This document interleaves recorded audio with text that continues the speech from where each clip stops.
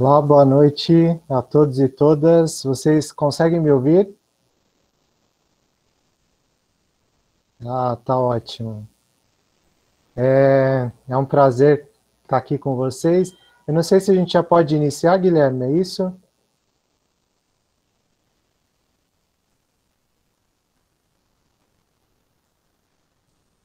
Tá ótimo. Então a gente vai começar. Eu sou o Márcio Lima, sou membro da primeira IPI de São Paulo, conhecida como Catedral Evangélica de São Paulo, e Guilherme, a liderança da juventude me convidou para estar participando desse curso de formação litúrgica. É um prazer estar falando com vocês, falando nesse assunto que é super interessante e eu acho que importante também para a nossa formação enquanto cristãos, para a formação da nossa espiritualidade cristã. E hoje eu vou falar com vocês um pouco sobre um panorama, na verdade, da liturgia na história. A gente está falando aí de séculos, de muitos anos, e a gente vai tentar condensar alguns elementos importantes para dar esse panorama sobre o culto cristão na história e o desenvolvimento da liturgia. Eu vou compartilhar com vocês a minha tela. Eu preparei uma apresentação.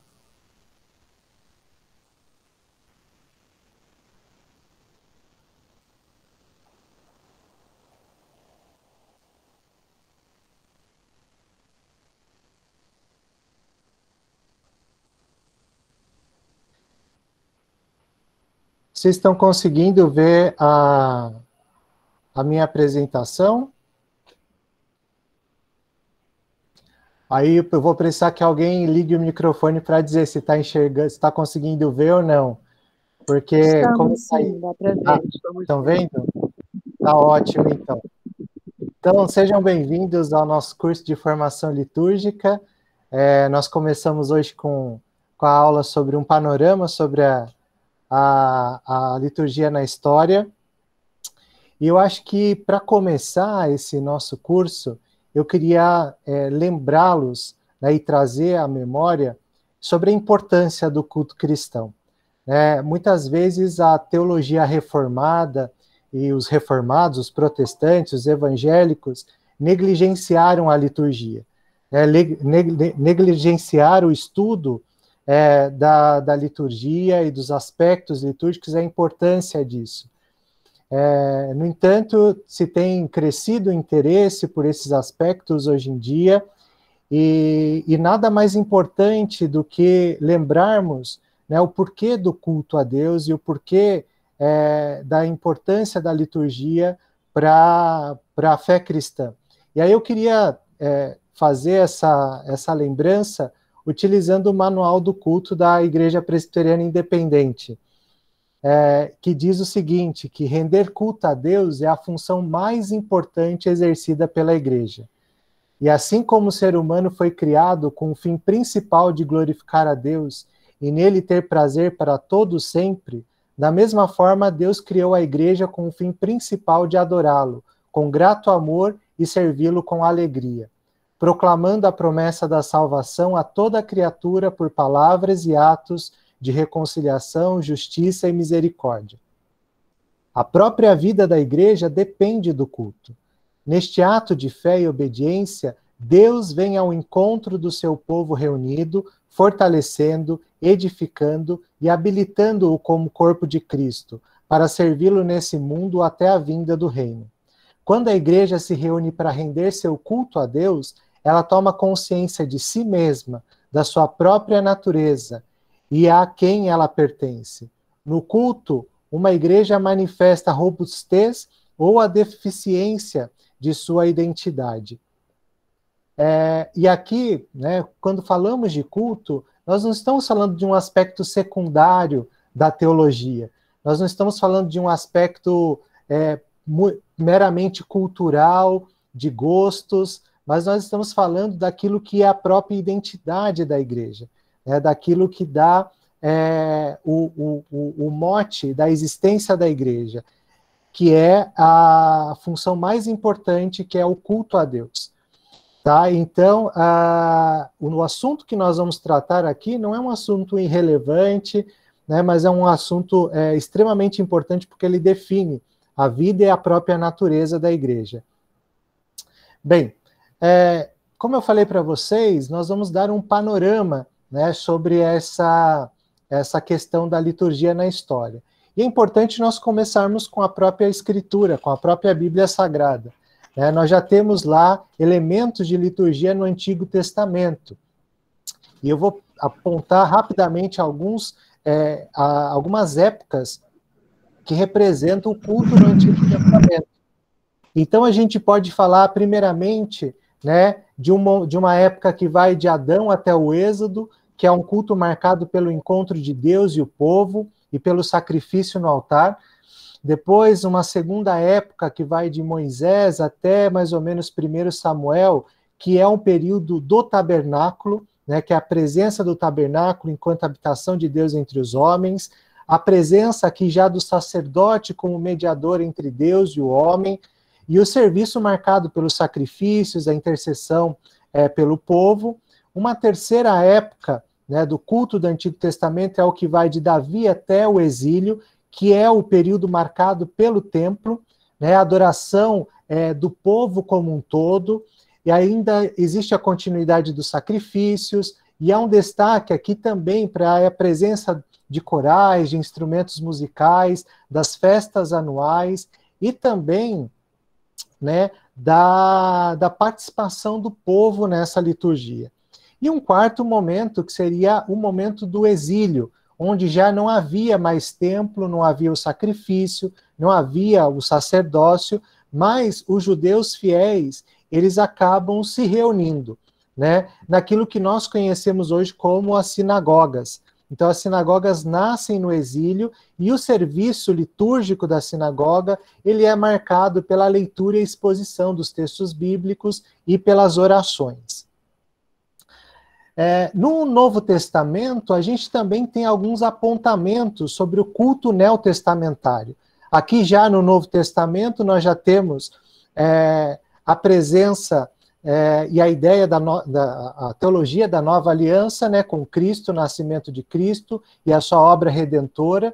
E esse culto do Novo Testamento, ele tem alguns elementos importantes, como a celebração do partir do pão e a reunião no primeiro dia da semana, como a gente vai ver no livro de Atos.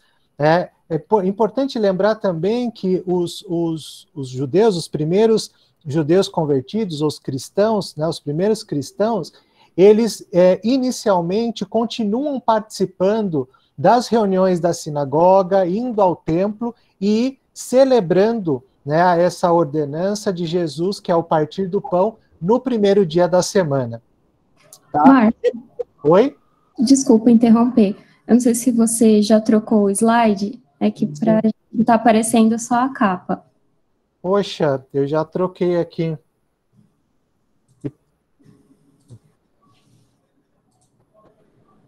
Mudou alguma coisa para vocês? Por enquanto não. Qualquer coisa, acho que pode ser... agora sim. Deu certo. Eu acho que ele, então, não aceita a tela cheia, né? Isso. Mas se você fizer dessa forma, dá para a gente enxergar. Tá, agora vocês estão vendo... Liturgia no Antigo Testamento. É o terceiro slide. Eu vou voltar, então, nesse modo aqui, que eu acho que vai ser mais fácil de vocês identificarem. Agora vocês conseguem ver, né, a apresentação? Sim. Tá, então vamos lá. Então, como eu falava, alguns elementos importantes desse culto neotestamentário, dessa liturgia no Novo Testamento, é a celebração do partir do pão e a reunião no primeiro dia da semana, as orações, leitura e pregação da palavra e a presença dos hinos e cânticos espirituais. Nós não temos no Novo Testamento uma descrição exata de como era o culto neotestamentário, o culto aí nos primórdios, né, do cristianismo. Nós temos alguns elementos que são mencionados nas cartas apostólicas que vão nos fazer conhecer a alguns princípios que norteavam esse culto do Novo Testamento. No entanto, né, a gente tem aqui o culto cristão não como uma criação inteiramente nova, porque ele acaba pressupondo o culto judaico, que se realizava, como eu disse, né, sob duas formas básicas, que é o culto no templo e o culto na sinagoga. No entanto, o culto cristão, ele tem seu ponto de partida na ceia fundada por Jesus, que é o culto eucarístico. Então, a grande diferença desse culto do Novo Testamento é a celebração da ceia do Senhor. Então, como a gente pode ver, por exemplo, em 1 Coríntios 11, 26, o apóstolo falando, porque sempre que comerem deste pão e beberem deste cálice, vocês anunciam a morte do Senhor até que ele venha. Então, o que nós temos aqui é a comunidade cristã centrada em torno do culto cristão, centrada em torno do culto eucarístico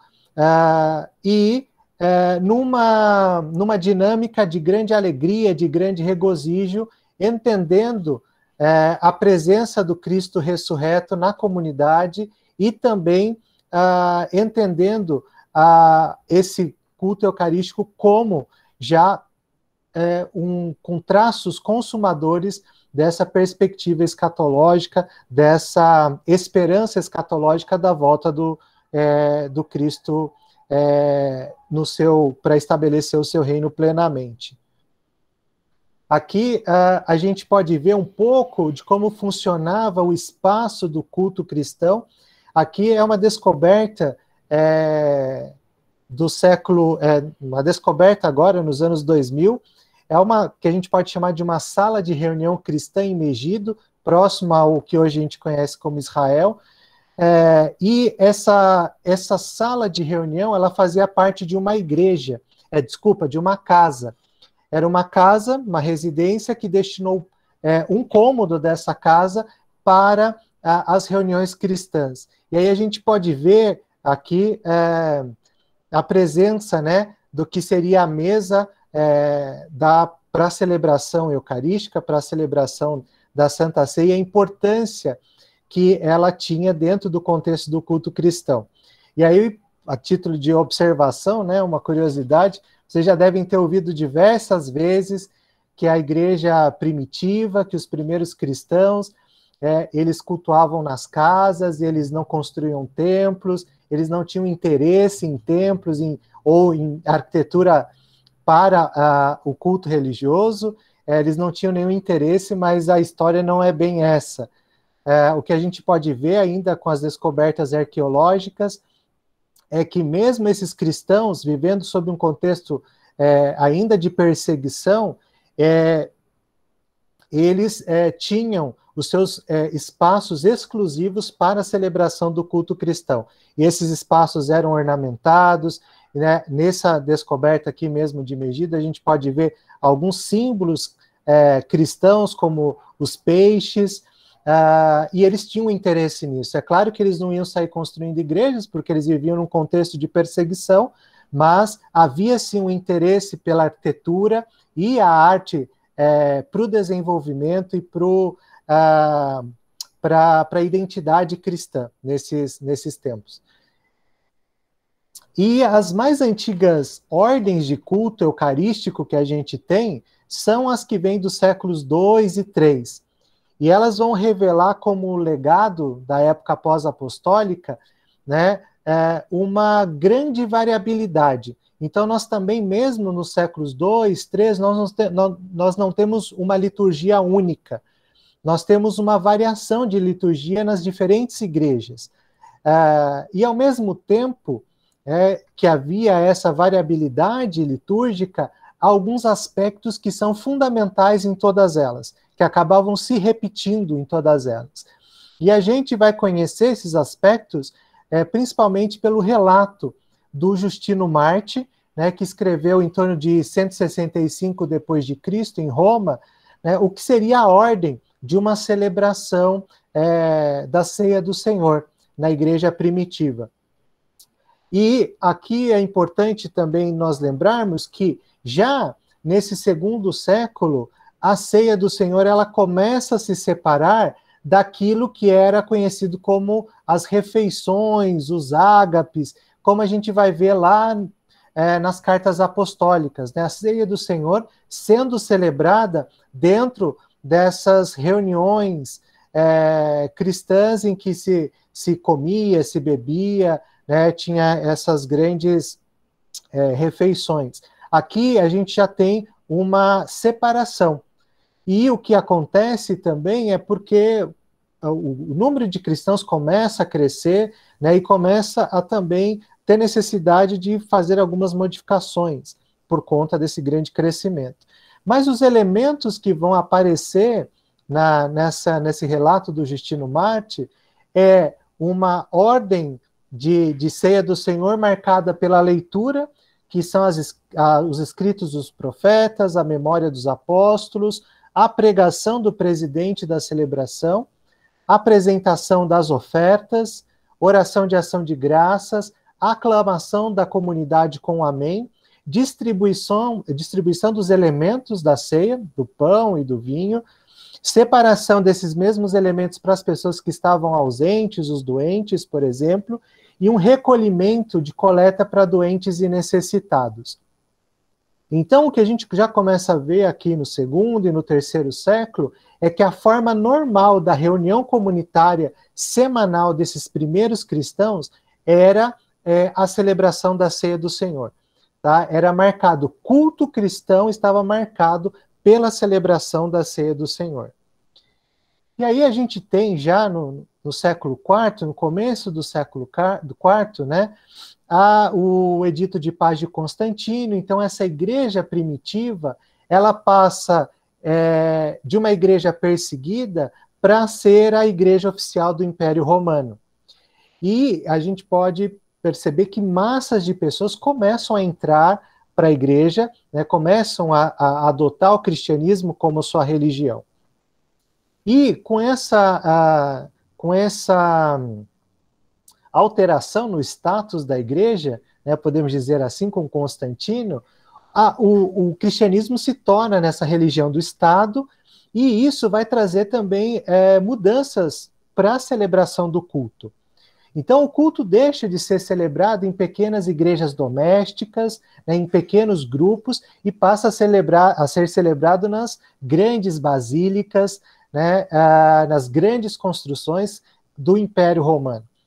E ele acaba, né, trazendo alguns elementos, alguns ganhos litúrgicos, como o desenvolvimento do canto na igreja, a gente tem também problemas, né, e diversos problemas. Há aqui um empobrecimento da própria liturgia da igreja, porque esse culto vai ganhando cada vez mais elementos de ostentação, de grandiosidade, de Fausto, porque esse culto se celebrava, né, diante da realeza, diante da presença dos reis, então, ou dos imperadores, né? Então, esse culto, que era um culto ali, né, entre os cristãos primitivos, marcado pela celebração pascal da liturgia da ceia do Senhor, né, ele acaba ganhando esse rebuscamento, e a centralidade desse culto acaba sendo ofuscada por essa solenidade, esses aspectos da realeza que mostravam mais do que o entendimento da fé cristã, elementos do Fausto, da grandiosidade do próprio imperador e dos próprios reis, como vai se ver também na Idade Média.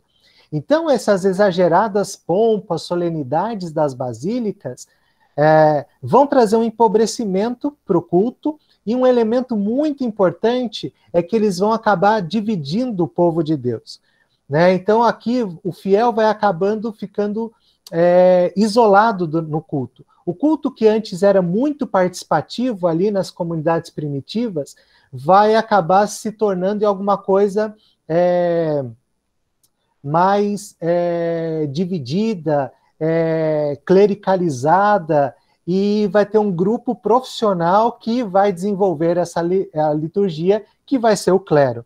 Então, a própria participação do fiel na liturgia vai acabar sendo comprometida por conta dessas mudanças e a mudança do status da igreja diante do governo do Império Romano, né? Então, cada vez mais essa liturgia vai assumindo alguns caracteres de espetáculo, de grandes apresentações diante da realeza.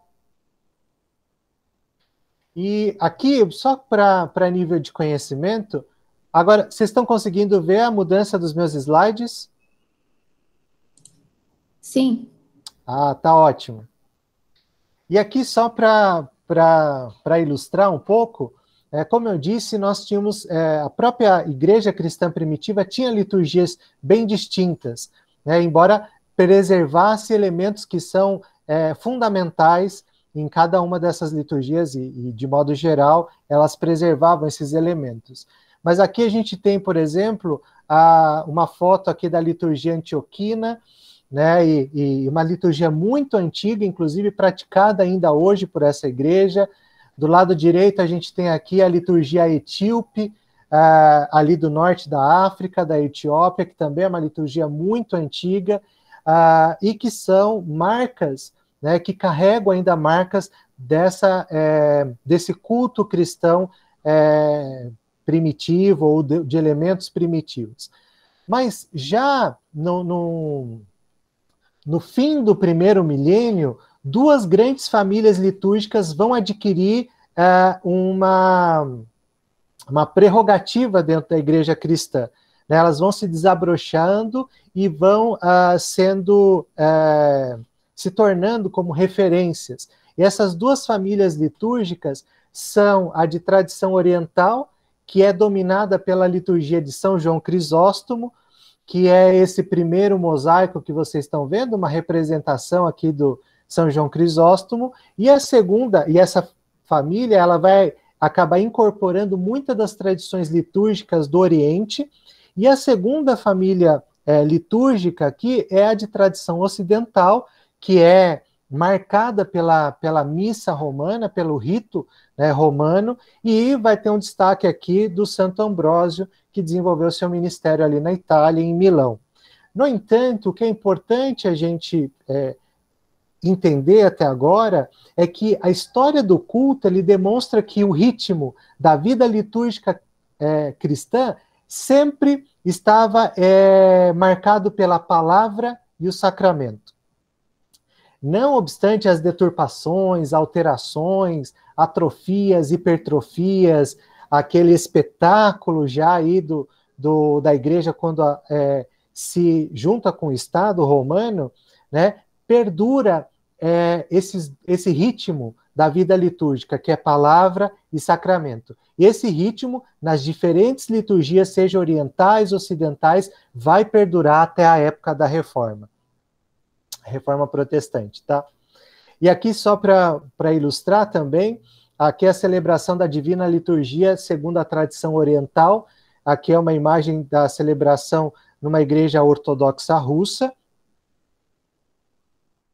E aqui a celebração da liturgia latina, ou o que a gente conhece de liturgia romana, segundo o rito tradicional, ou rito tridentino, que vai perdurar, inclusive, no Ocidente até a década de 60 do século passado. Como eu disse para vocês, né, essa mudança litúrgica aí da associação da igreja com o Estado vai trazer também alguns problemas no sentido da participação comunitária na comunhão, na ceia do Senhor.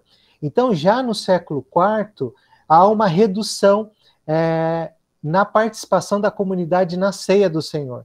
Então, geralmente, essa ceia era celebrada, às vezes, 3 vezes ao ano, com uma participação muito reduzida do povo. Inclusive, o Concílio de Latrão, de 1215, ele decreta como obrigatória a comunhão, a participação da ceia do Senhor, na festa da Páscoa. Porque durante a Idade Média, né, as pessoas tinham um receio muito grande de participar da ceia do Senhor. Se exigia muito das pessoas em relação a jejuns, penitências, e eles tinham medo de se achegar à mesa do Senhor de forma indigna. Então, por isso, a redução da participação da comunidade na ceia do Senhor, e chegou a ser celebrada apenas uma vez por ano. E aqui a gente já começa a perceber, né, aquilo que já vinha se desenvolvendo anteriormente, que é esse sistema de clericalização da igreja, que acaba dividindo o povo de Deus entre essas duas classes, a do clero e a dos leigos. E é importante lembrar que o povo participava uma vez ao ano, ou 3 vezes ao ano, da celebração da ceia. No entanto, ela acontecia, né? Ela acontecia a cada domingo, só que sem a participação do povo. Então, o que acontecia era apenas os sacerdotes celebrando, desenvolvendo o rito, e eles participando e o povo apenas assistindo à participação do clero. E acaba se tornando comum também a celebração de diversas missas, né, numa mesma igreja, no mesmo momento. Então, enquanto tinha um sacerdote lá no altar principal, outros sacerdotes nos altares laterais, como a gente pode ver nessa imagem, celebrando, né, o rito da Eucaristia, mas sem a participação do povo. Apenas para eles participarem, o povo assistia. Até que nós chegamos em um momento em que o serviço litúrgico, a liturgia se transforma em um grande espetáculo. O povo ia para a igreja para assistir basicamente um espetáculo. Eles não conheciam muito do que se falava, do que se dizia na missa, e aqui já, durante a Idade Média, a gente consegue ver a grande ostentação da igreja nas celebrações. Era um grande espetáculo, e que as pessoas assistiam enquanto um grupo, uma classe, né, que era o grupo dos sacerdotes, participava efetivamente dessa celebração, e o povo assistia esse grande espetáculo sem participar de nada da missa, né, porque os cantos eram por um grupo profissional de pessoas que cantava, a celebração era realizada pelos sacerdotes, e o povo simplesmente ia para assistir esse espetáculo. Muitas vezes eles ficavam rezando o terço, lendo algum outro texto, mas de fato eles não participavam. O culto acabou se dividindo, né, entre esses dois grupos, em que, na verdade, apenas um grupo participava, que era o grupo dos cleros. Claro que essa forma de celebração na Igreja Católica Romana mudou, né? Então a gente tem uma mudança considerável no pós-Concílio Vaticano II, que aconteceu em 1960, entre 1960 e 70.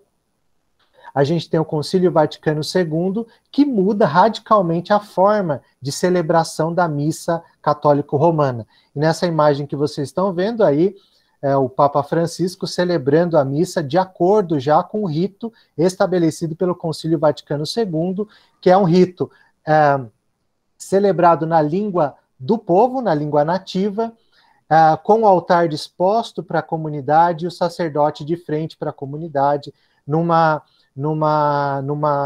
celebração muito diferente daquela do espetáculo medieval ou barroco que nós vimos, e já marcada também por um interesse pelos aspectos litúrgicos da comunidade cristã primitiva.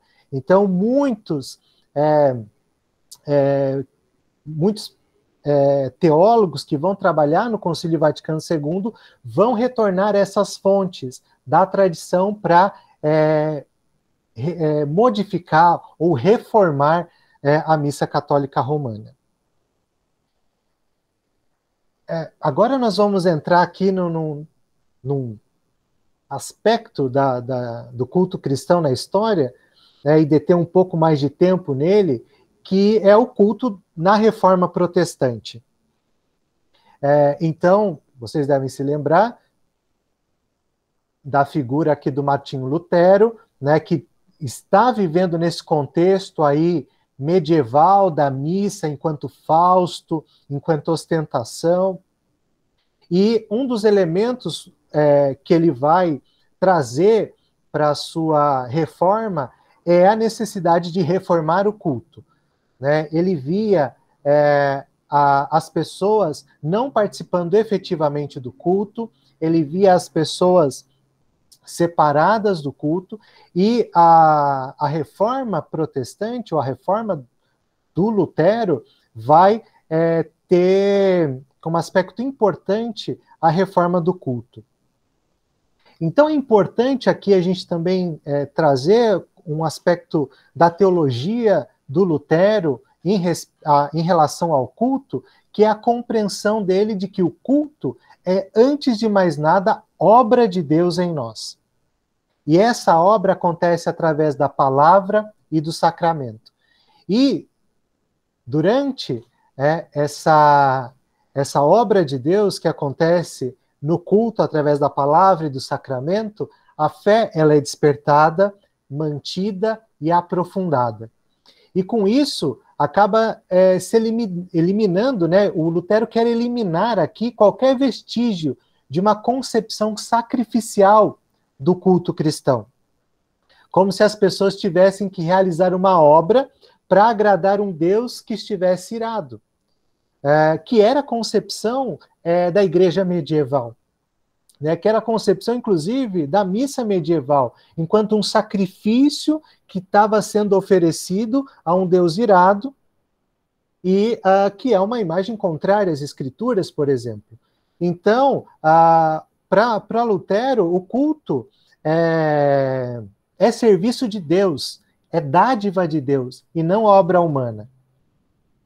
E aqui, né, nas próprias do próprio Lutero, ele diz que o nosso querido Senhor fale Ele mesmo conosco por sua santa palavra, e que nós, por sua vez, falemos com Ele através da oração e canto de louvor.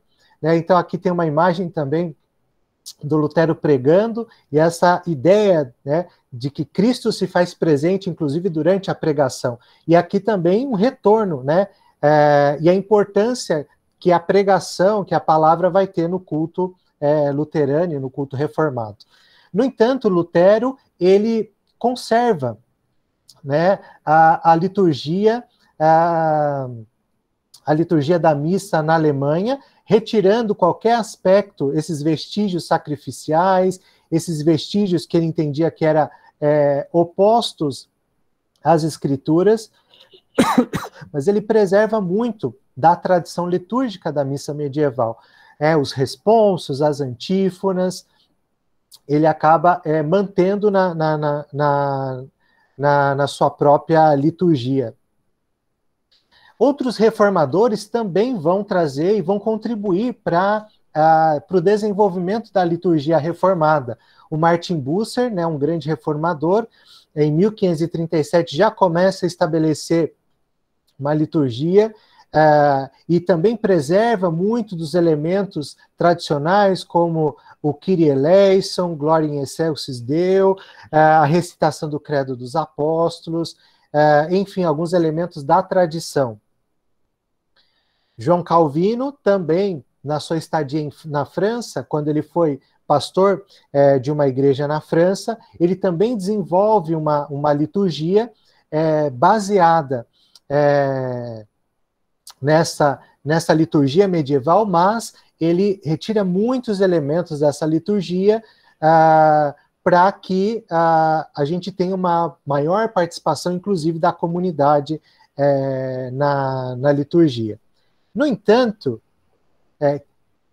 quem talvez vá ter mais influência na igreja reformada é o Zwinglio, né? O Zwinglio, quando ele elabora o culto ali da cidade de Zurique, ao contrário de Lutero, João Calvino e o Martin Bucer, que pega os elementos da missa tradicional para o culto protestante, o Zwinglio não, ele não vai utilizar a tradição da missa, ele vai utilizar uma tradição que era a liturgia do culto de pregação, que era um culto que existia durante a Idade Média tardia, e esse culto, ele era basicamente um culto autônomo em torno do púlpito. Era um culto em que se apenas lia os textos bíblicos e explicava os textos bíblicos. Então, o Zwinglio vai construir a sua liturgia com base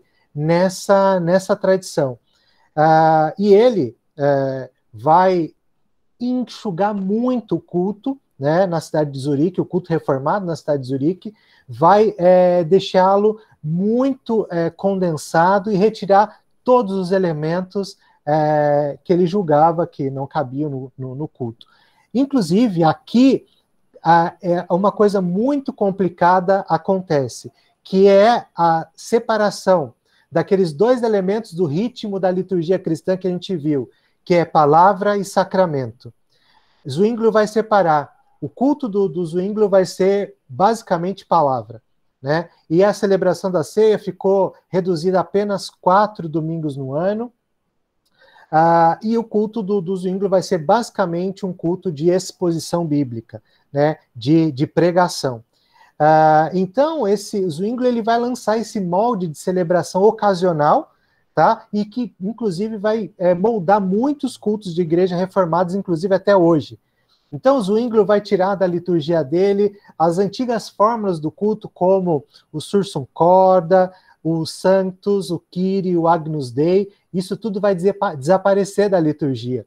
Outro elemento também é que Zwinglio é que estabelece essa dinâmica da Santa Ceia ser servida para as pessoas sentadas nos bancos, porque todos praticavam, né, o rito, colocava que as pessoas iam até a mesa do Senhor e em torno da mesa participavam da ceia do Senhor. E é Zwinglio que vai estabelecer essa forma de servir a ceia dos diáconos indo até os bancos para servir a Santa Ceia. Mas, enfim, agora a gente vai entrar um pouco mais na nossa própria tradição, né, no caso da Igreja Presbiteriana, e falar um pouco sobre a história do culto presbiteriano. E aqui é importante a gente também lembrar um pouco da teologia, né, reformada, calvinista, presbiteriana, que é a teologia do pacto, né, e a importância que a teologia do pacto tem para moldar os vários aspectos e o pensamento da igreja sobre os vários aspectos, né, da vida, os vários aspectos, inclusive, do culto. Então, o entendimento de que o culto ele envolve um movimento em dois sentidos, entre Deus e o seu povo. Então, é importante essa ideia de que o culto é um diálogo entre Deus e o povo. E é Deus primeiro quem faz um movimento em nossa direção de nos chamar para adoração, e nós respondemos a esse chamado de Deus invocando a sua presença no nosso meio. E o restante do culto é sempre esse movimento alternado entre Deus e o seu povo, movimento no qual Deus nos encontra na palavra e no sacramento, e nós respondemos à sua presença com orações e louvores. Então é muito importante esse elemento, essa teologia para o culto, né, presbiteriano, marcado aqui por essa teologia calvinista, né, de João Calvino, por exemplo. No entanto, existem muitos comentários e muitas pessoas que dizem que os presbiterianos são contra, né, uma liturgia mais elaborada, formal, uma liturgia escrita, com orações escritas, né, com uma liturgia mais robusta. No entanto, a gente viu que Calvino e Martin Bucer, por exemplo, tinham uma liturgia muito robusta, baseada na tradição da igreja, e não só isso, John Knox, que pode ser considerado aí o pai do presbiterianismo lá na Escócia, ele não era tão contrário assim a uma liturgia elaborada e uma liturgia escrita. Inclusive, ele participa, né, da elaboração do livro de oração comum da Igreja Anglicana inglesa, no livro de oração comum de 1552. ele participa dando algumas contribuições, não só ele, como Martin Bucer também. Então, essa briga aí entre presbiterianos e anglicanos lá no século XVI, entre Inglaterra e Escócia, em relação ao culto, à liturgia e ao livro de oração comum, talvez tenha um aspecto muito mais político do que definidamente litúrgico, porque o próprio John Knox, ele participa, né, da elaboração do livro de oração comum, dá algumas contribuições, embora ele não adote completamente na Escócia, porque quando ele volta para a Escócia, ele desenvolve um livro de ordem comum, que é um livro que tinha, inclusive, liturgias, exemplos de liturgia e orações escritas para a Igreja Presbiteriana da Escócia. Tá? Então, a gente pode ver aqui, na liturgia do John Knox, né, a presença de vários elementos tradicionais da herança ou da tradição cristã, que é marcado pela confissão de pecados, oração de perdão, alguns elementos como recitação do Credo dos Apóstolos, o Sursum Corda durante a celebração da Ceia do Senhor. Cabe aqui também fazer uma outra observação, né? João Calvino, ele era estava muito convencido de que a ceia do Senhor deveria ser celebrada todo domingo. Então ele retoma, né, esse aspecto da igreja cristã primitiva, né, do culto centrado na palavra e no sacramento, e ele lutou muito para que isso fosse implantado, inclusive em Genebra. Mas ele não conseguiu, porque a mentalidade do povo ainda era de uma participação reduzida na ceia do Senhor, de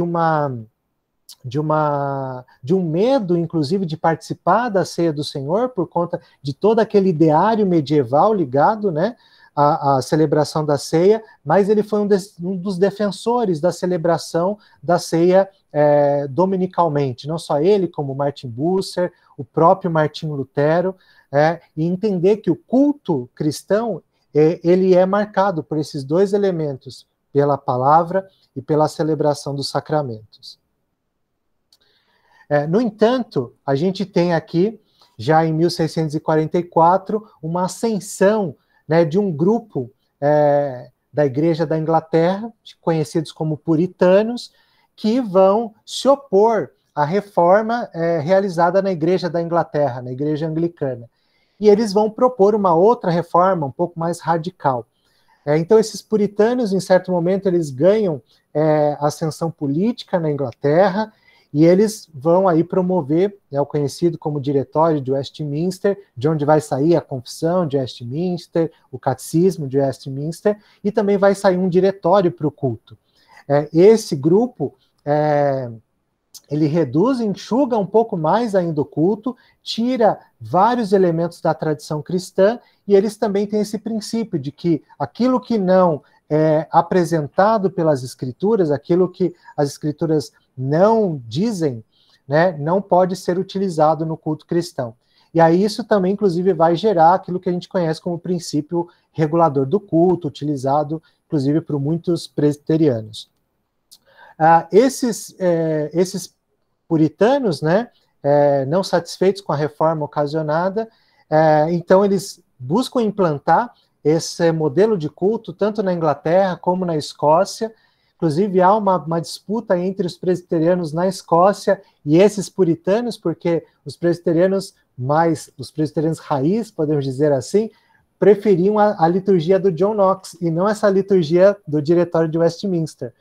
E na Inglaterra também os anglicanos não aceitaram muito bem, né, essa liturgia. Até que os puritanos acabam perdendo o espaço político que haviam conquistado, e aí acaba sendo implantado novamente na Igreja da Inglaterra o livro de oração comum e a liturgia baseada nesse livro de oração comum. E a liturgia presbiteriana que nós conhecemos no Brasil, ela foi muito mais influenciada pelos puritanos, que depois vão sair da Inglaterra e vir para os Estados Unidos, porque o presbiterianismo brasileiro, ele é um presbiterianismo de de matriz norte-americana, né, são os norte-americanos que vêm evangelizar e trazer, né, o presbiterianismo para o Brasil. Então, o culto presbiteriano que conhecemos no Brasil, basicamente, muitas igrejas presbiterianas ainda hoje, é um culto muito mais puritano do que, talvez, presbiteriano escocês ou do próprio João Calvino, né, porque é um culto um pouco mais reduzido. Bem, e aí a gente tem um desenvolvimento, a gente pode falar um pouco sobre o culto contemporâneo, né? Esse culto contemporâneo é marcado basicamente pela informalidade, pela busca da informalidade, e o culto contemporâneo ele nasce muito nessa tentativa e nesse entendimento de que o culto tradicional ele não comunica mais para a nossa geração, ele não tem mais nada a dizer para a nossa geração. Ele não usa a mesma linguagem desta geração. Então, o culto precisa assumir características da cultura para que possa comunicar o evangelho de forma mais eficaz. Então, esse culto contemporâneo é marcado por essa informalidade, muito pela rejeição também dos elementos tradicionais, clássicos da liturgia histórica, e é muitas vezes pautado pela presença muito forte da música, a importância que a música tem nesses cultos, e a pregação, e dispensando vários dos elementos que são constitutivos, né, historicamente, da liturgia da igreja cristã. Então, esse culto cristão, ele acaba incorporando essas características culturais da contemporaneidade para o seu culto, né, para a forma do culto. Então, a forma de se vestir, a forma de cantar, os ritmos musicais, o próprio espaço do culto, né, marcado aí por salas pintadas de preta, com muitas luzes coloridas, né, um grande concerto musical, muitas vezes, se parece a esses cultos, e é marcado por essa informalidade. No entanto, para ir finalizando, eu gostaria de fazer uma defesa da liturgia histórica, né? E porque me parece que isso é importante, e porque se constitui essencial olharmos para ela. O que é também interessante a gente pensar é que tanto um culto tradicional ou quanto um culto contemporâneo, eles têm liturgia, eles são liturgia. Pode ser uma liturgia mais formal, menos formal, mas eles são liturgias, eles são formas, tá? Não se trata aqui de ter presença ou não de formas. Ambos têm formas. Agora a questão é a gente ver quais são as melhores formas e quais são as formas que não são tão boas. Porque, como a gente viu lá no começo, né, uma das importâncias do culto é que o culto é uma recapitulação da história da salvação. O problema da forma do culto, ele é importante. A matéria litúrgica, ela é importante porque o culto deve ser uma recapitulação da história da salvação. E essa adoração litúrgica, ela pode facilitar o nosso envolvimento no teodrama, né, na grande história, na grande narrativa da palavra de Deus. A gente também já aprendeu, o próprio Calvino utilizava isso, de que o lex orandi, lex credendi, que a nossa forma de orar, ela afeta o que a gente crê e aquilo que a gente faz. Então, há aqui um relacionamento importante entre a adoração e a teologia, entre a forma como nós adoramos e aquilo que nós cremos, tá? Porque a adoração, ela é uma teologia ritualizada e a teologia é uma adoração refletiva. Então, o povo de Deus, ele é chamado para ser igreja, e o povo de Deus já adorava, se a gente for ver dentro do cristianismo primitivo, ele já adorava muito antes de receber uma doutrina organizada. Né? Os cultos cristãos primitivos já eram marcados por essa adoração muito antes deles terem uma sistematização doutrinária. Então a gente vê a importância do culto na constituição do próprio povo de Deus. E o culto enquanto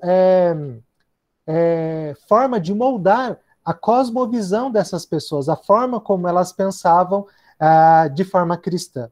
Então, embora a gente reconheça que a liturgia não é reflexo de preferências de um certo contexto, e ela é, antes de tudo, formadora de um gosto, né, é impossível, claro que é impossível a gente canonizar fórmulas, né, de culto.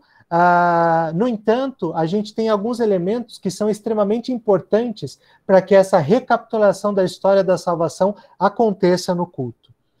Eu acho que uma das pessoas que nos ajuda a entender muito sobre isso é o J.J. von Naumann, que foi um teólogo litúrgico, reformado, pastor de uma igreja reformada, que escreveu esse livro incrível chamado Culto Cristão, Teologia e Prática.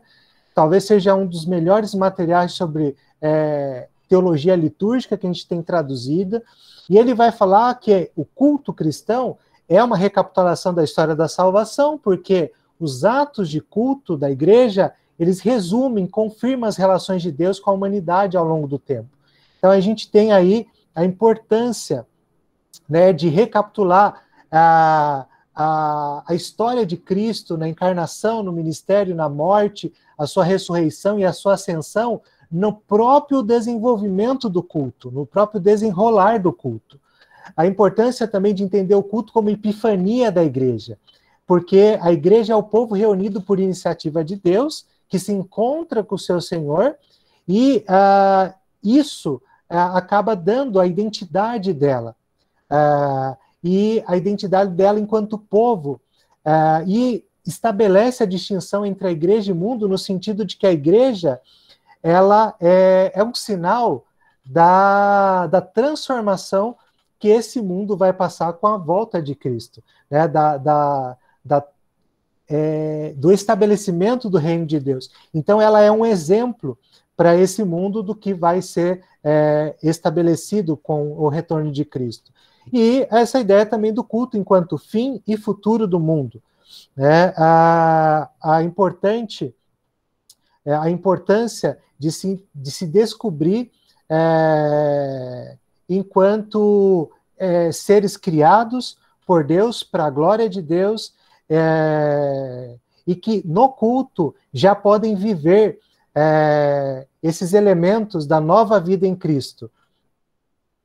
Então, os reformados, eles viam a liturgia como uma ação de Deus, né? E a nossa recepção fiel dela. Então, nesse encontro entre Deus e o seu povo, alguns elementos são importantes para a recapitulação dessa história da redenção, dessa história da salvação.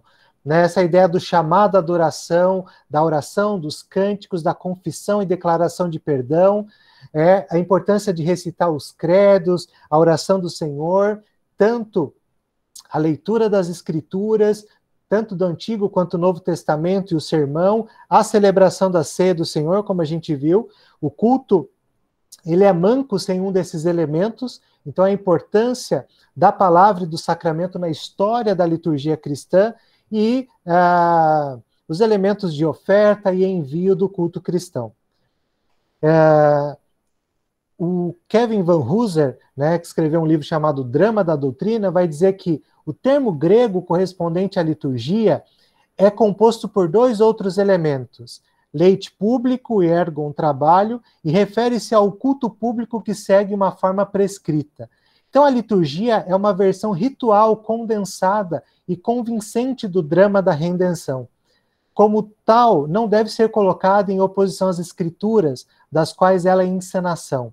Na verdade, assim como o credo, a liturgia é mais bem entendida como um resumo das escrituras, que assume a forma de ações simbólicas e não de proposições. A liturgia é realmente a economia cristã encenada e realizada simbolicamente.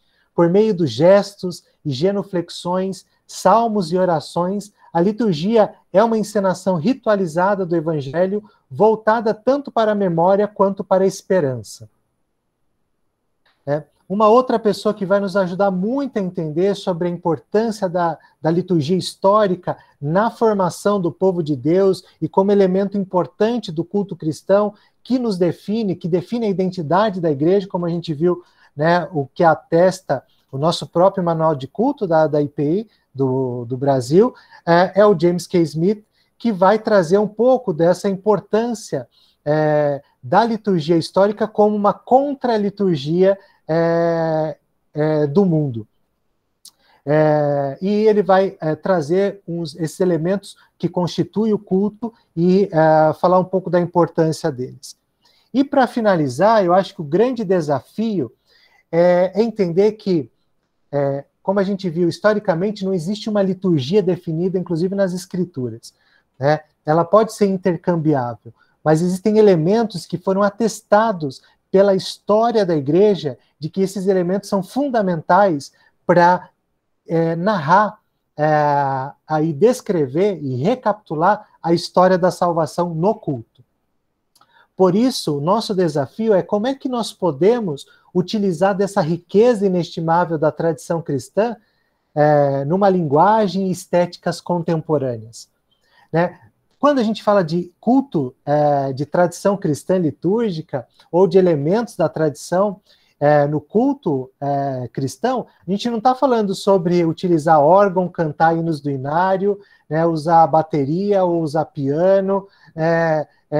A gente não está falando desses elementos propriamente, mas nós estamos falando de elementos que são essenciais para o culto, não sobre o estilo. O estilo pode ser mudado, intercambiável, mas como é que esses elementos marcam profundamente a história da tradição cristã do ponto de vista da liturgia. E eu trouxe essas imagens porque eu gosto muito desse projeto de revitalização de uma igreja muito antiga na França, e aí a gente tem um trabalho completamente novo aí do altar, do púlpito, né, do ambão, para a leitura das escrituras, numa versão completamente contemporânea. Mas como é que os elementos tradicionais do culto, aqui no caso nas imagens, os elementos tradicionais da arquitetura religiosa, aparecem de forma contemporâneas. E aí o nosso desafio é como é que nós pegamos essa tradição rica da igreja e trazemos para o culto cristão contemporâneo, né, numa linguagem que também seja acessível.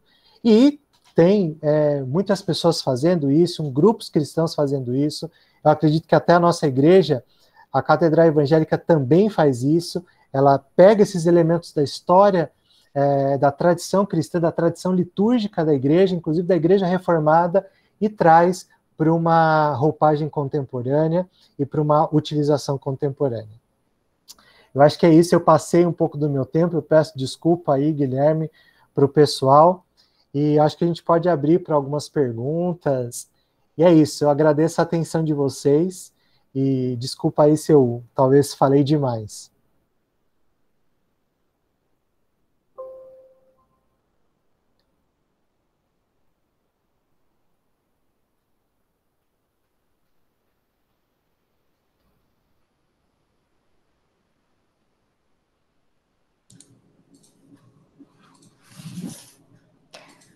Obrigada, Márcio, pela aula.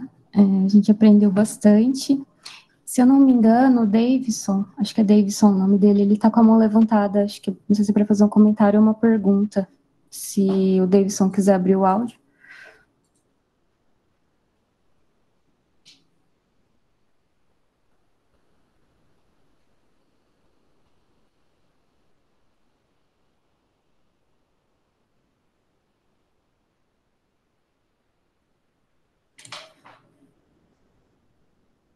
Eu tô vendo alguns comentários aqui no chat.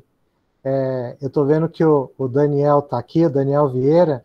O Daniel Vieira é o responsável pelo trabalho do lecionário. Vou fazer um jabá aqui, não sei se você está aqui ainda, Daniel, mas estou fazendo um jabá aqui. O lecionário aqui, também. Olá, Daniel, prazer ter você aqui. E o lecionário, geralmente nas últimas páginas, ele traz um exemplo de liturgia baseada nessa tradição da igreja. Além, né, a gente vai falar, inclusive, nas outras aulas do curso, sobre a importância do lecionário para a igreja, também da devoção pessoal marcada pela tradição, mas aqui o lecionário geralmente traz também uma elaboração de uma liturgia para o domingo, para o culto do Senhor, muito boa e super recomendável.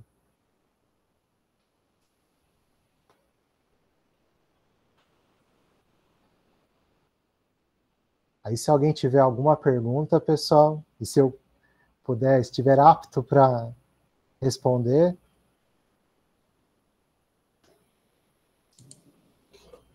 Eu acho que o Jared Victor colocou que queria fazer uma pergunta, e mais alguém levantou a mão, se eu não me engano, o Bruno. Tem mais eu posso fazer? Sim, por favor. Tá bom. Eu queria começar parabenizando todos os idealizadores do projeto. Eu acho propostas como essa muito boas e muito interessantes, e extremamente raras. Então, assim, toda vez que eu tenho uma oportunidade de participar, eu participo, e eu agradeço muito quem idealiza. Meu nome é Jared, eu sou da IPB, e eu queria fazer duas perguntas bem rapidão. Assim. A primeira é sobre um fenômeno muito crescente que eu vejo e escuto outras pessoas vendo também, que é um crescente interesse pela liturgia histórica por parte de grupos mais, ou de fatias mais jovens da igreja. O que normalmente soa muito paradoxal, porque normalmente quando você pensa em as pessoas mais jovens da igreja, você imagina que elas vão ter interesse em uma liturgia bem contemporânea, daquela que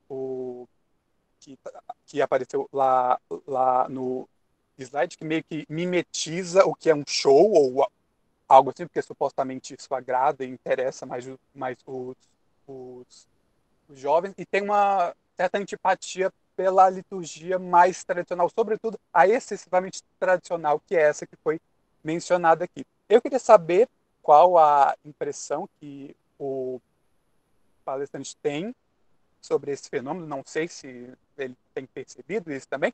De qualquer forma, essa é uma formação para jovens, então é algo que está bem próximo da gente aqui.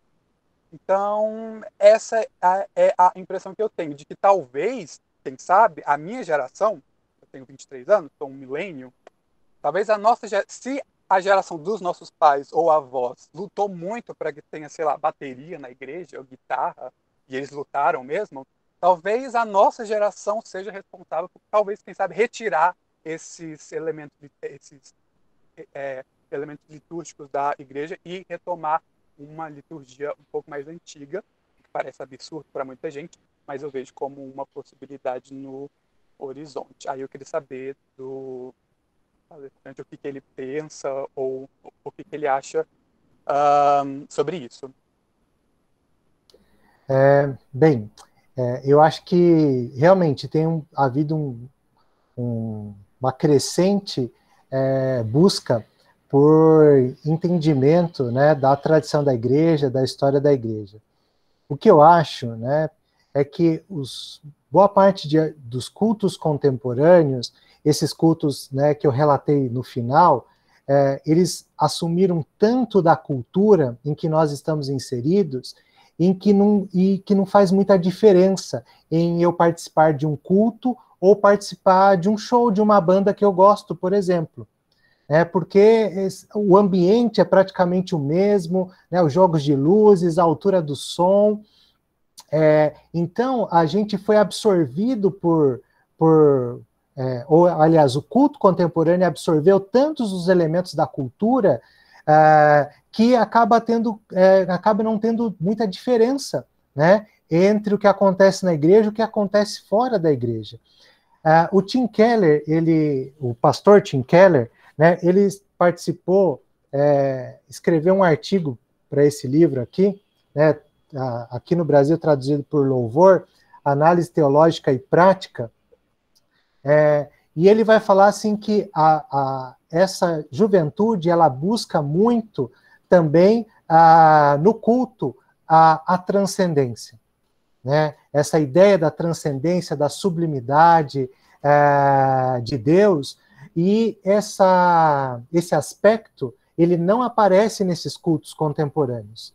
Então, ao mesmo tempo que esses jovens querem profundidade, eles também querem algo que seja relevante do ponto de vista da transcendência, que seja mais do que aquilo que a gente vê no dia a dia, que a gente vê das bandas que a gente gosta, dos grupos, né, que a gente gosta, dos shows que a gente, porventura, vá.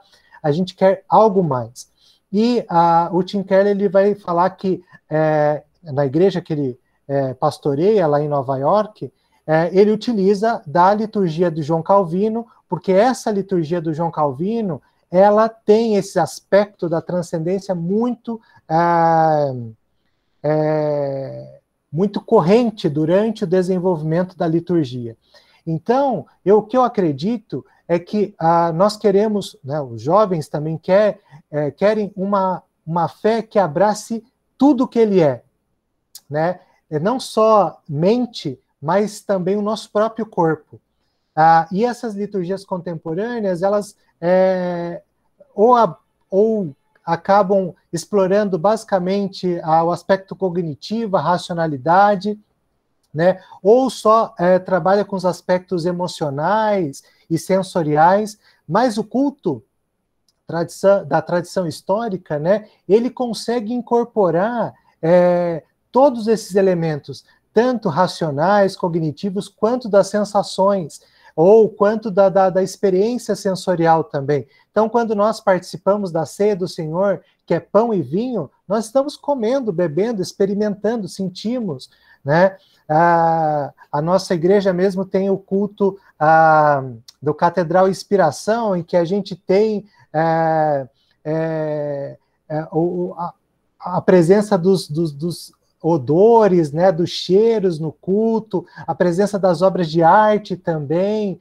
Então, é um culto muito mais complexo, que acaba explorando muito mais o que nós somos, né, na realidade.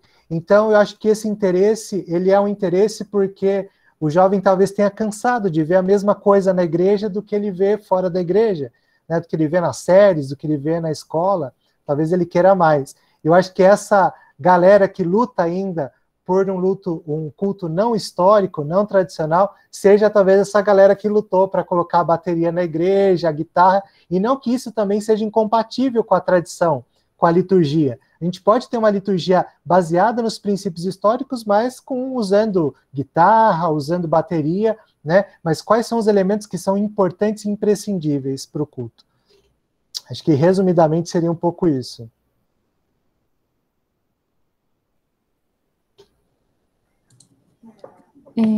Márcia? Desculpa, Thalita, posso falar? Temos aqui o Bruno. Aí depois que você falar, acho que pode ser o Nilson Santos, que está com a mão levantada, e o Thiago Souza. O David ainda continua com a mão levantada, mas ele falou que foi por engano. Tem alguém que está primeiro que eu, Thalita? Que aí o Nilson, aí depois então... você e depois o Thiago. Então fala aí, mestre Nilson, depois eu entro aqui, mas desculpa, Nilson.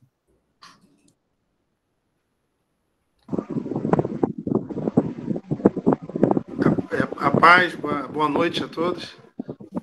Primeiramente, quero parabenizar pela excelente exposição.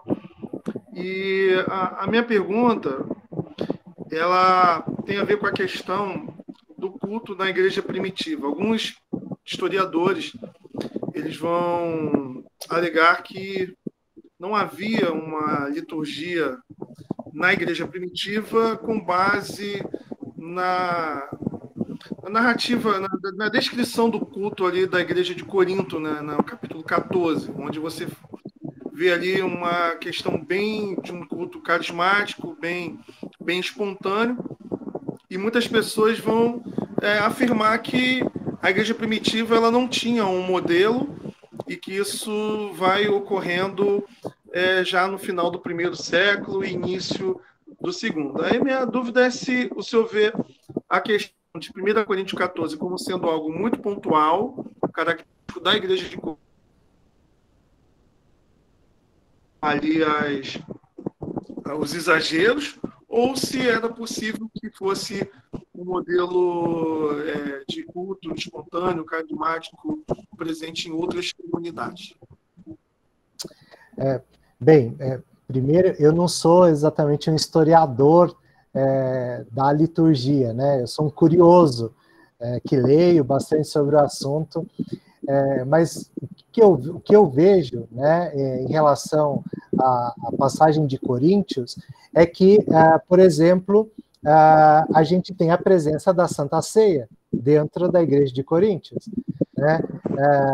Da Igreja de Corinto, por exemplo, a gente tem a presença da manifestação dos dons, dos cânticos espirituais, então tem alguns elementos que vão ser comuns a qualquer grupo cristão naquele momento. Como eu disse, vários historiadores vão dizer que realmente não havia uma liturgia única nas igrejas. A igreja de Corinto tinha uma, a igreja de Cesareia talvez tinha outra, a igreja de Alexandria, a igreja de Jerusalém vai ter outra abordagem litúrgica, mas alguns elementos eu acredito que definiam esse culto. E agora, sobre essa questão carismática, a liberdade carismática, eu não vejo que ela se opõe também à liturgia tradicional histórica. Eu não me lembro agora o título, mas eu acho que no site do lecionário tem um texto, eu não sei se foi o Peter Leiter que comenta sobre isso, que é uma liturgia eucarismática. Como é que a gente une essa vivacidade carismática com esse culto eucarístico, com a tradição da igreja, né? Eu não vejo que as coisas são opostas. Não acho que o culto de Corinto não tinha uma ordem, eu acredito que sim.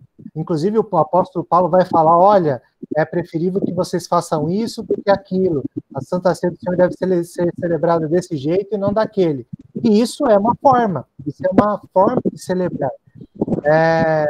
No entanto, como eu disse, não existia, né, segundo os historiadores, uma única liturgia nas igrejas. Elas eram diferentes e tinha lugar, inclusive, para a espontaneidade, né, para os profetas estarem ali falando, para as pessoas estarem trazendo algum salmo, algum cântico espiritual, havia espaço para isso. Mas isso quer dizer que, para mim, não acredito que não tinha uma certa ordem ou uma forma, né, mas essa forma era mais flexível, eu acredito.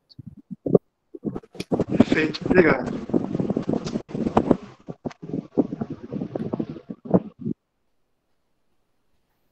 Licença, meu mestre Márcio. Estão me ouvindo aí, pessoal? Opa, sim. Então tá. Márcio, tem uma coisa muito interessante quando a gente está, principalmente quando tem aquela separação entre Ambrósio e Crisóstomo, né, vamos dizer assim, de uma forma, a grosso modo, do modus operandi teológico, né, litúrgico. E eu só queria ler um texto, me perdoe a minha subversão teológica, mas eu vou ler o Ratzinger, e eu já falei isso com você isso lá atrás, né, meu brother, e falei isso também com o Guilherme. Eu queria só ler, porque a minha preocupação é sempre... Eu sou um eremita, gente. Então, eu não tenho nenhuma propriedade de falar isso de comunidade, mas tem uma coisa muito interessante que ele fala, que ele diz assim, ó, onde o olhar em Deus não é decisivo, inclusive liturgicamente, todo o resto perde sua orientação. Aí ele vai na regra beneditina, né, que ele fala assim, né, não se deve antepor nada à obra de Deus. Ele fala, se aplica especificamente ao monaquismo, nesse caso, né, lá na vida monástica. Mas ele fala, mas na ordem das prioridades, é importante para a vida da igreja e de cada pessoa ter uma mínima liturgia, né, para cada um a seu modo.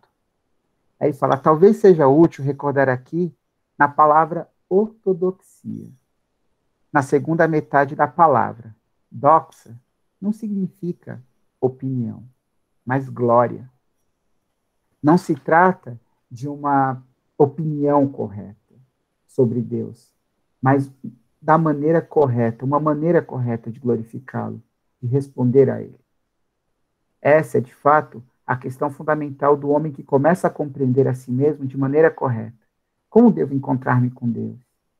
A aprendizagem correta da adoração, da ortodoxia precisamente, é o que principalmente nos é dado pela fé. Eu estava lendo, Márcio, esses dias, eu estou lendo Gênesis, né, o Pentateuco, e é muito bonito porque você percebia que quando Deus se revelava, era ali que Abraão, e até quando você vai lá mais antes, né, quando houve, depois de Adão, a queda, que Enos começa a invocar o nome do Senhor, mas quando Deus se revela a Abraão, ali ele que constrói, né, um pequeno altar, um pequeno memorial de encontro com ele, né? Eu digo isso, que às vezes eu fico com medo de forma, né, e até o conteúdo, mas assim, né, eu particularmente esqueço esse olhar, né, e como essa revelação também traz em mim uma reação que ela é litúrgica, que ela também é organizacional, e também dentro de uma comunidade, né? Então, claro que se a gente vai ver dentro do modus operandi de nossa cultura, não é da mesma forma como a gente vai celebrar na Etiópia, ou como se celebra, perdão, na Etiópia, né?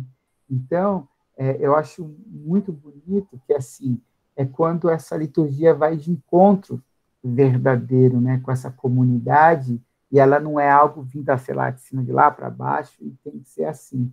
Claro que tudo tem que ter uma correção, tem que ter uma questão do pão e do vinho, mas é principalmente que eu acho que é o mais difícil, é o discernir desse Deus se revelando entre nós e de como a gente responde a isso. Se eu viajei, cara, me perdoe, mas muito obrigado, viu, cara? Você me deu vários insights aqui, Márcio, que coisa linda. Muito obrigado, meu irmão. Eu vendo também ali Justino, eu aprendi muito. E só me perdoem, gente, mas acho que só falei no sentido de edificação mesmo. E obrigado, desculpa o incômodo. E mais uma vez, obrigado, Márcio. Obrigado, Bruno. Na verdade, assim, faltaria tempo, né, para falar do Ratzinger. Ele tem uma teologia litúrgica muito robusta. Inclusive, vai ser muito importante para as definições litúrgicas do Concílio Vaticano II, que, inclusive, vai dialogar muito com alguns protestantes que vão estar também pensando a liturgia nos anos 60, 70. E o Ratzinger tem essa ideia também da liturgia como fonte da igreja, né, como que move a igreja. É extremamente importante. Falta tempo para falar de tudo, né? Mas obrigado pela contribuição. Muito bom. Tiago, por favor, se você quiser fazer sua pergunta. Oi, boa noite, irmãos. Parabéns pela exposição, Emerson, muito boa. Você mencionou a questão do lecionário e da primeira igreja. Eu acompanho bastante a primeira igreja de São Paulo, eu sou da primeira IPI de Assis, que também é uma igreja histórica. E eu gostaria que você, a critério de curiosidade, de indicação, me dissesse se há outra IPI que você conheça, que pode servir como exemplo desse equilíbrio entre o tradicional e o contemporâneo. Eu faço essa pergunta porque nós estamos passando por um processo de reformulação aqui, mas a gente fica com muito receio de perder a nossa essência, uma vez que aqui na cidade nós somos a igreja mãe, né? Então, imagino que esse assunto será tratado mais para frente também, mas assim, se você pudesse falar algo assim brevemente sobre isso, eu agradeço. Obrigado. Bem, eu não conheço muitas experiências litúrgicas de outras IPIs. Eu posso falar da primeira IPI de Sorocaba, que era a igreja que eu participava antes de me mudar para São Paulo, e lá o que a gente tem é um culto de manhã com uma abordagem, com uma liturgia mais pautada pelos elementos tradicionais e uma liturgia da noite mais contemporânea, com música contemporânea, né? Mas eu não para ser honesto, eu não conheço muito dessas experiências litúrgicas. Mas como eu disse, incorporar a liturgia da história da igreja não quer dizer adotar um certo estilo de culto, né? Ou um certo estilo de música, ou um certo estilo de roupagem, da forma como se fala. É claro que eu não vou, por exemplo, pegar as orações de Agostinho de Hipona, por exemplo, do ano 300, e utilizar talvez com as mesmas palavras hoje, né? Inclusive, os livros que nós lemos têm esse exercício de tradução. Então, como é que nós também traduzimos essa experiência para o mundo contemporâneo? Enfim, o que eu conheço das IPIs geralmente são aquelas que ainda continuam utilizando essa estrutura tradicional do culto, tendo essa separação entre um culto tradicional e um culto contemporâneo. Eu acho que isso não é muito saudável, porque acaba dividindo a igreja, né, acaba dividindo as pessoas. E como a gente falou, o culto não é exatamente uma questão de gosto, né, mas qual é a compreensão do culto e como é que isso vai moldar, inclusive, a forma como a gente participa e desenvolve o culto. Mas eu acho que o que nós deveríamos é voltar para o manual do culto da igreja. E esse material é muito bom, é muito rico, ele é fruto dessa experiência da reforma litúrgica também, que nasce aí nos anos 60, 70, entre os reformados, e a estrutura que o culto apresenta, ela é muito boa. Eu acho que se a gente for fiel a essa estrutura, né, mesmo trazendo elementos da música contemporânea para o culto, eu acho que eu não vejo problema. A grande questão é quando a gente esquece essa forma do culto e despreza essa tradição da igreja para incorporar os elementos contemporâneos. E esses elementos contemporâneos, eles têm prazo de validade. Eles podem ser utilizados por 2, 3 anos, mas daqui a pouco as pessoas já não gostam mais dele, né? Porque existem outras experiências culturais aí fora que oferecem outras coisas. E aí o culto vai ter que ficar mudando cada vez que existe novas abordagens culturais aí fora. Esse é o grande problema. Mas, assim, eu não sou um grande conhecedor das experiências litúrgicas da própria IPI, assim, né? Exceto as que eu participei. Então, eu não saberia responder muito bem a sua pergunta.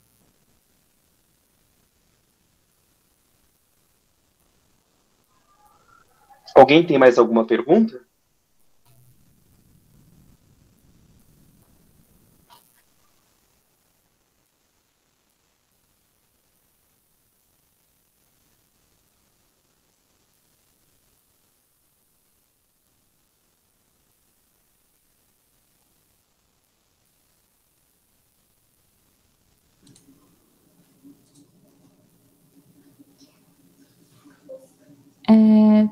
O Jared levantou a mão novamente. Jared, pode abrir o seu áudio. Então, eu gosto muito dessa reflexão de liturgia e cultura, porque eu acho que, inevitavelmente, falar de liturgia é falar sobre cultura. E eu, assim, estudo até muito a história da liturgia no Brasil e me interesso muito pela história da liturgia daqui. E eu percebo muito que a gente valoriza muito um elemento que as pessoas até colocam como crítica à liturgia histórica, que talvez seria a espontaneidade que a liturgia brasileira assumiu, ao contrário de um certo mecanicismo da liturgia histórica, que, enfim, tem cada aspecto bem pensado, bem colocado, a ponto de você ter, sei lá, os textos que vão ser lidos, os cânticos que vão ser cantados, o título da pregação, tudo é descrito, sei lá, 1 ou 2 semanas antes do próprio culto. Algo que para muita gente é muito estranho, que eu acho que o elemento da espontaneidade, eu acho que assumiu uma forma muito importante na igreja brasileira, até pela nossa própria cultura. Há quem diga que a liturgia histórica tradicional é basicamente liturgia europeia e norte-americana de uma maneira geral, e de que na América Latina, na África, a gente está interessado mesmo numa ginga um pouco mais assim do movimento, e não dessa coisa mais dura e mais mecanicista que supostamente a liturgia histórica teria. E eu penso espontaneidade desde, sei lá, se a gente pensar nos Quakers, que eu acho que tem uma liturgia muito interessante. Você tem um grupo de pessoas numa sala, em silêncio, e se alguém se sentir inspirado, ele sugere um hino ou diz alguma coisa, de modo que se ninguém não se sentir inspirado, corre o risco daquela reunião permanecer em silêncio total e houve um culto ali. Então é desde essa espontaneidade meio quaker, assim, até a coisa típica brasileira de, olha, eu vou ensaiar um hino porque na igreja eu vou pedir uma oportunidade para cantar, e eu vou contar um testemunho, e eu vou dar uma palavra. Então, assim, essa participação e esse sentimento do povo mesmo participando do culto e se sentindo parte da coisa, ao contrário daquela liturgia histórica de que, sei lá, você tem um padre ou um pastor lá na frente conduzindo a coisa e a pessoa que é muito passiva. Então, eu queria saber se a liturgia histórica poderia se safar um pouco dessa crítica de não ser uma liturgia espontânea e muito mecanicista. Então, essa é a minha pergunta / reflexão, digamos assim. Eu acho que uma coisa que a gente precisa também separar é aquilo que a gente talvez conheça de liturgia histórica praticada em várias das igrejas, que na verdade é uma reprodução exatamente de uma liturgia norte-americana, europeia, e que inclusive não traz às vezes muito dos fundamentos da tradição da história da igreja, né, os elementos tradicionais da história da igreja. Então a gente precisa entender, eu quero preservar essa liturgia histórica, mas que elementos aqui que são imprescindíveis para o culto e aquilo que é cultural, aquilo que não é necessário manter, porque é um aspecto cultural. Então, acho que é importante a gente perceber esse tipo de coisa, né? Voltar os nossos olhos realmente para as práticas litúrgicas na história, aquilo que foi mantido para as diversas tradições e que foi entendido pelo cristianismo como elemento importante para essa recapitulação da história do Evangelho. Porque o culto ela tem essa dinâmica, assim como a gente vai ver depois, né, o próprio calendário litúrgico, anualmente, o culto ele é uma recapitulação também da história da redenção ali, no culto de domingo que a gente celebra. Então, é importante a gente ver o que é realmente aspecto cultural e que, de fato, não está contribuindo para o culto, que é só uma manutenção de birra de um grupo de pessoas, e aquilo que realmente é essencial. E como é que nós realmente utilizamos esses elementos da melhor forma possível. Como eu disse, o culto não tem uma liturgia canônica, por exemplo. Ela pode ter uma flexibilidade, ela pode ter espontaneidade. Da mesma forma como eu posso ter uma oração espontânea, eu posso ter uma oração escrita, por que não? E entre nós reformados, principalmente entre os presbiterianos, por conta dessa tradição puritana, não calvinista, ela tem uma certa recusa para as orações escritas, e prefere só as orações espontâneas. Mas, às vezes, as orações espontâneas que nós ouvimos na igreja não contribuem, não edificam em nada, porque elas não dialogam com o momento litúrgico, com o momento que deve ser expressada ali no culto. Às vezes ela tem carência de robustez teológica, enquanto que uma oração escrita pode ter essa profundidade que nós precisamos. Da mesma forma como ler as orações todo domingo, as mesmas orações, pode cair no mecanicismo e que pode ser completamente ruim e maléfico para a vida da igreja.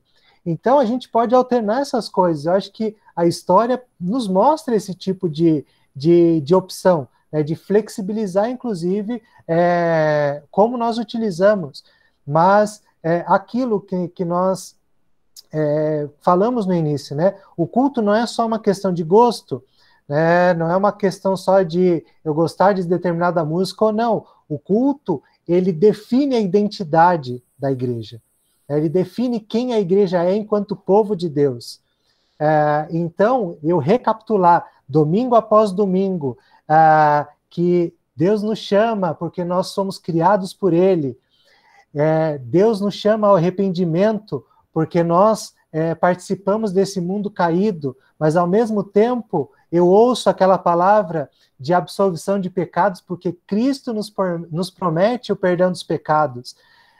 toda vez que eu ouço a Escritura sendo proclamada, que é a própria palavra de Deus, que é o próprio Deus falando com a igreja, por isso que, por exemplo, na primeira IPI, após a leitura da Bíblia, a leitura da Escritura, a gente responde à leitura cantando aleluia, porque é a própria palavra de Deus, é o próprio Deus falando conosco, e nós respondemos cantando aleluia. Por isso que, ao ouvir a palavra de Deus e participar do sacramento, e o sacramento, a ceia do Senhor, nada mais é que a narração do Evangelho, do Cristo que se oferece, que se encarna, né, e que se oferece a nós para perdão dos nossos pecados, e não só perdão dos nossos pecados, mas a promessa de que estabelecerá o seu reino e que voltará. Por isso que na tradição da igreja, durante a celebração da ceia, nós dizemos, Cristo morreu, Cristo ressuscitou, Cristo voltará, Cristo retornará, né? Ou Maranata, vem Senhor Jesus, porque nós acreditamos na presença dele aqui e no seu retorno, e nós saímos, somos enviados, né, para servir o próximo, para servir a sociedade. O culto não é uma esfera, não é um clube social, né, não é um grupo social. O culto é o que nos define enquanto cristão e que nos lança, que nos envia para o mundo enquanto embaixadores desse reino, enquanto sal e luz do mundo. Então, eu acho que esses elementos são muito importantes e esses talvez sejam inegociáveis.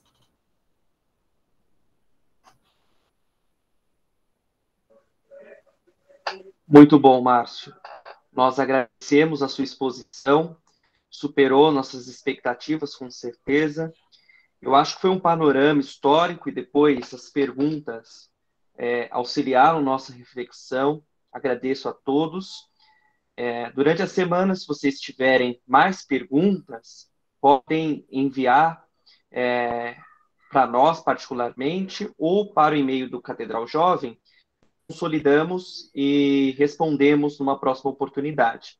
Na semana que vem, a aula será ministrada pelo professor André Albertini, que falará sobre o calendário litúrgico. Eu aproveito o ensejo para convidar o Daniel, se possível, para nos conduzir numa oração de agradecimento e assim nós encerrarmos essa primeira aula. Muito obrigado, que Deus abençoe a todos.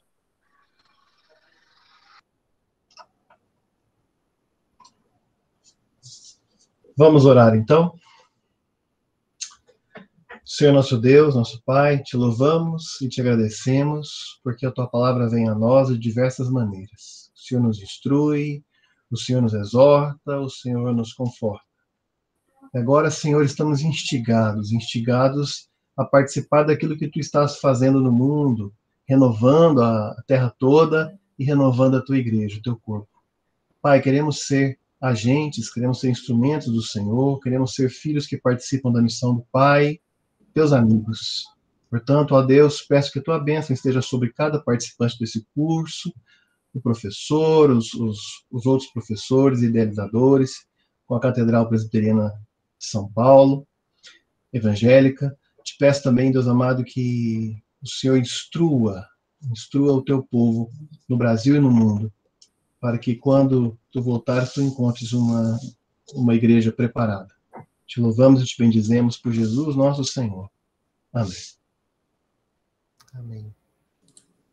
Amém. Amém.